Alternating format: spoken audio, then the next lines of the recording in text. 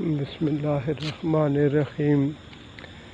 میرے پیارو، سیدنا بلال رضی اللہ تعالیٰ عنہ نماز فجر سے پہلے اذان دیتے تھے، اور اس اذان کا مقصد یہ ہوتا تھا کہ جو لوگ تہجد پڑھ رہے ہیں وہ اپنے وتر پڑھ لیں، جو لوگ روزہ رکھنا چاہ رہے ہیں وہ اپنی سحری جلدی مکمل کر لیں، اور جو لوگ سو رہے ہیں وہ بیدار ہو جائیں۔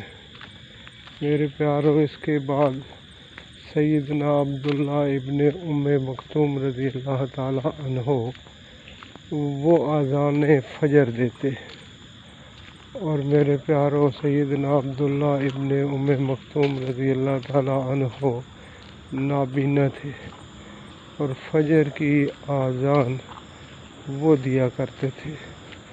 میرے پیارو، اس سے اندازہ لگائیں کہ مسجد میں جانا کن لوگوں کے لیے ضروری ہے کہ حضرت عبداللہ ابن ام مکتوم نے ایک دفعہ نبی علیہ الصلوۃ والسلام سے مسجد میں جانے سے عذر ظاہر کیا، تو آپ علیہ الصلوۃ والسلام نے فرمایا کہ اگر تمہیں نماز کی اذان کی آواز سنائی دیتی ہو تو پھر تمہیں مسجد میں آنا چاہیے۔